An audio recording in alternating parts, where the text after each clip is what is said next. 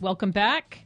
This is Church of the Masses Radio. This is the show where we talk about the intersection of faith and culture, and I don't know that anybody else does that, so I think everybody loves movies and television, really. Everybody wants to talk about it. I was at a wedding not long ago, and everyone's just kind of standing around, people who don't know each other, and then someone said something about The Walking Dead, and the next thing I knew, everyone was jumping in, sharing their impressions of the show. And I thought to myself one more time, wow, it's interesting how culture does unite us and bring us together in, even something as weird as The Walking Dead about zombies.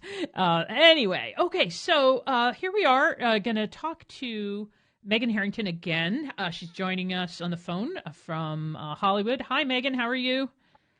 Hi, Barbara. Great. Welcome back. You get to be a repeat.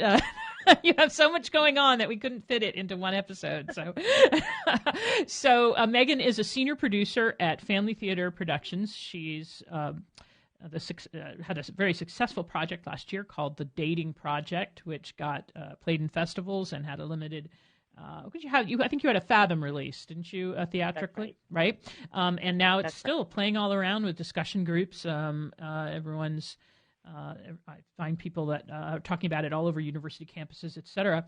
And then her second project was Father Patrick Peyton. It's called Pray, the Father Patrick Peyton story, and it's a documentary about the founder of Family Theater Productions, the priest who said, the family that prays together stays together. He traveled all over the world. Some say was seen in person by more people than any other person living at the time. Really impressive person. So now her third project is The House That Rob Built, which is about Montana basketball, as I understand it, the Lady Grizz, right? So Megan hails from Montana. So here she is. Doing a story about her own people. So, Megan, tell us a little bit about this story. Well, it's a story of a young man, 25 years old, in 1978. Title IX was just coming into effect in terms of needing to be enforced, and he takes over the reins of a unknown program in Missoula, Montana. He played there and didn't know there was a women's team. Mm-hmm. And these girls had not really been coached like athletes before, and they're from small towns, farms, and reservations, and he takes these resilient women and he makes them believe in what they're capable of becoming. And when he retires in 2016, he is ranked number 8 among the winningest coaches in women's basketball, had 865 wins, and had hundreds of women who were better and given more confidence because of him. When I was playing my sophomore year in college, one of the things coach said one day in practice is, you play like a girl. And I didn't realize it at the time. He was giving me a great compliment, which I realized today, after coaching girls for a lot of years, that was a really good compliment. And introducing the head coaches for the University of Montana Lady Grizz, Robin Selvig. It's been simply a phenomenal year for the Lady Grizz basketball team. They would shatter individual scoring and attendance records. They would remain the only major undefeated team in the country. And they would make Robin Selvig the winningest coach in UM history. I think Rob came along at a very good time for women's basketball. I mean, when he started, there wasn't any support. Nobody thought you could ever produce revenue. Oftentimes they thought we were a cheerleading squad. No, we're a girls' basketball team. They're looking, thinking, these guys got no chance. When you see Rob on the court and with these girls, you know that he was born to do that. Well, what we started to do was show, oh, they're good, they're talented. Oh, they compete. And then we'd get out there on the floor and play 40 minutes of the most intense basketball they've ever seen. A small school from Montana can go compete with the best. All the fans stood up, but I couldn't hear anything because it was so loud that it was silent. My junior year, we set the attendance record. The game sold out days in advance, the largest crowd ever for women's basketball west of the Rockies. I don't know if there's another school in the country that has anything like this. I don't think he looked at me like I was a Native American. He looked at me as a basketball player. Just to have somebody say, we believe in you, boy, that probably changed the trajectory of my life incredibly. The impact that playing here and Rob has had on my life has been immense, and I still feel as much a part of the Lady Grizz as I ever did, and it's been 35 years. Cared about everybody. I mean, there is no question he cared about it. He makes you a whole different person. As much as you think it's about the wins and the losses, it's about the person you become.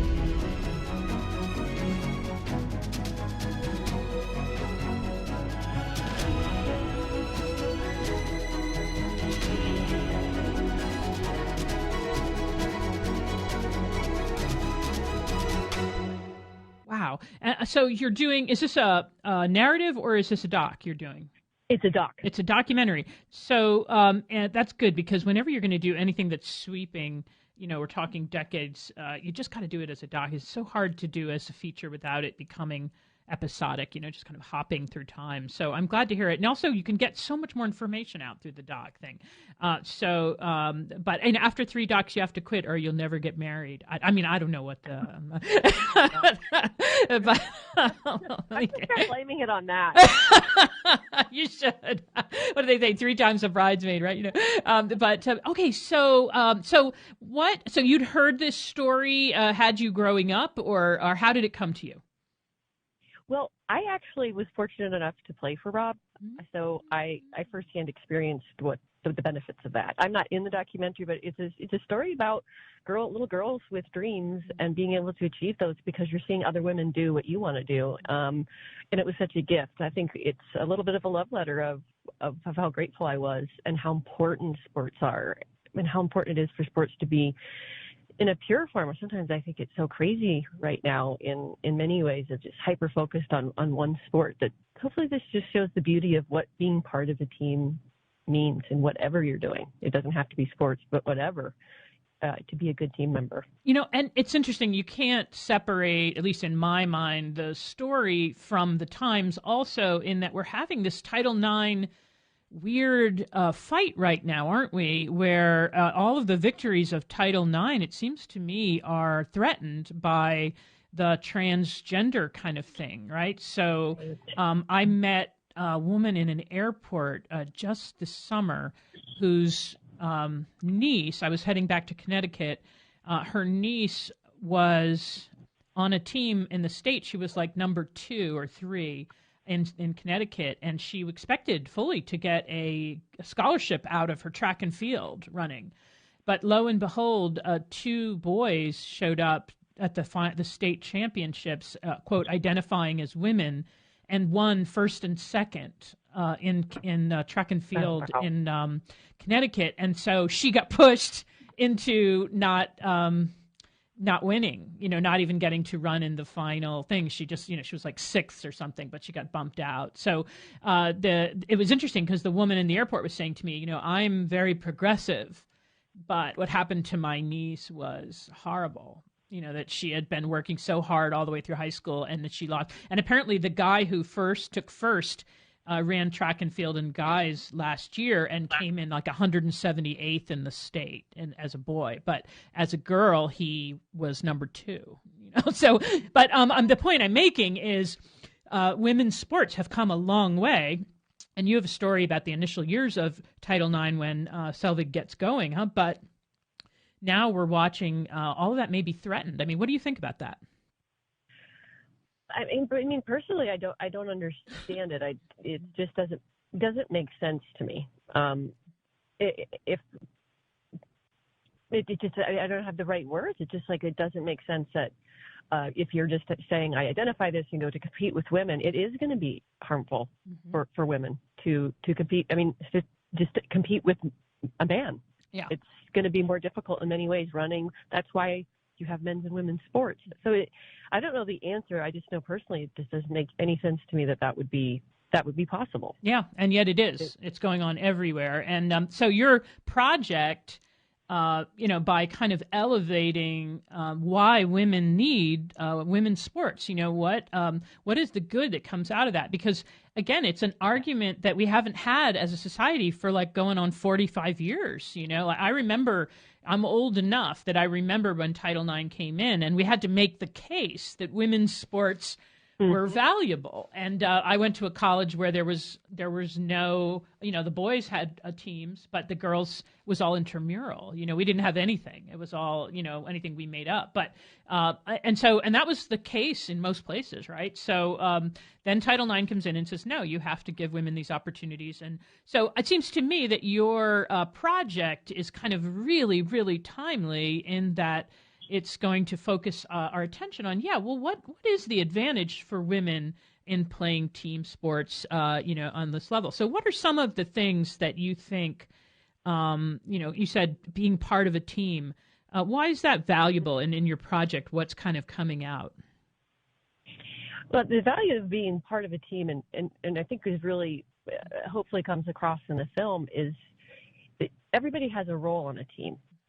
And Rob in particular, everybody understood what their role was. So you might have been the best shooter in high school, but when you got on the college team, your role might be different. You're not the one who's going to be scoring. Your role is to be the best defender. I mean, learning your role and understanding how to make other people better and how you do that, and it's not always in the limelight. You could have a championship team or you could play, I think the Dream Team is a great example. They lost in the Olympics. Well, that's a dream team, and they had every great player, but does having every great player on one team make you the best team? It's, I think, when you understand your role, you work together, you're invested together, and that's something that's so invaluable for women. It's invaluable for men. It's true, and it's something, I think what you're onto there is a huge lesson that our society is very uncomfortable with right now, right? We don't want to hear about roles. We don't want to hear anybody say, you can't do something. And the implication of roles is